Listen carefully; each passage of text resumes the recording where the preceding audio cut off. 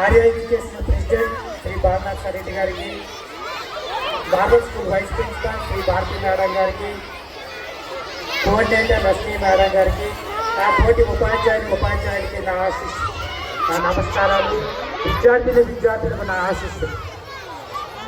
అందరూ అనుభవించే బాల్యం నిజంగా భగవంతుడు ఇచ్చిన వరం. అందరూ అనుభవించే బాల్యం నిజంగా భగవంతుడు ఇచ్చిన అమూల్యమైన వరం. ఈ బాలలే కనుక సరైన మార్గంలో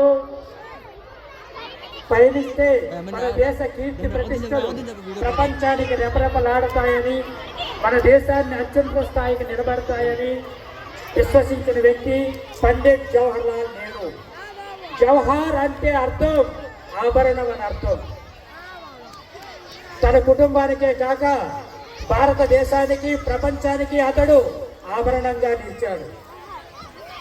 నెహ్రూ గారు పిల్లలకి కుల, మత, వర్గ, లింగ భేదభావం లేకుండా, ధనిక పేద వ్యత్యాసాలు లేకుండా, చిన్న పెద్ద తేడా లేకుండా అందరినీ ఆదరించి అభిమానించాడు.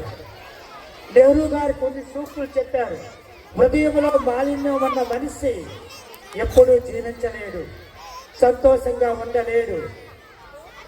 వైఫల్యం ఎదురవగానే నిరాశ చెందకూడదు, అది కొత్త ప్రేరణకు నాంది పలకాలి. చిన్నప్పటి నుండి పిల్లలు తల్లిదండ్రులను, గురువులను, పెద్దలను గౌరవించాలి.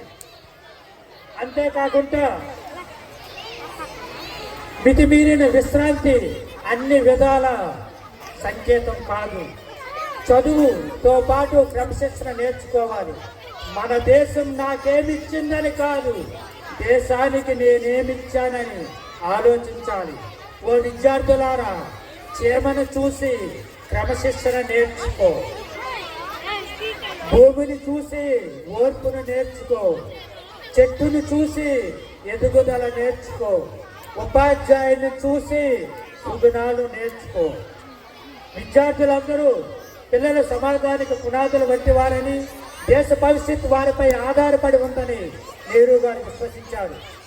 భారతదేశానికి స్వాతంత్రం వచ్చిన తర్వాత అంతర్జాతీయ సంస్థ యుఎన్ఓ, యునైటెడ్ నేషన్ ఆర్గనైజేషన్, ఐక్యరాజ్య సమితి భారతదేశానికి నవంబర్ 20న బాలల దినోత్సవం ప్రకటించింది.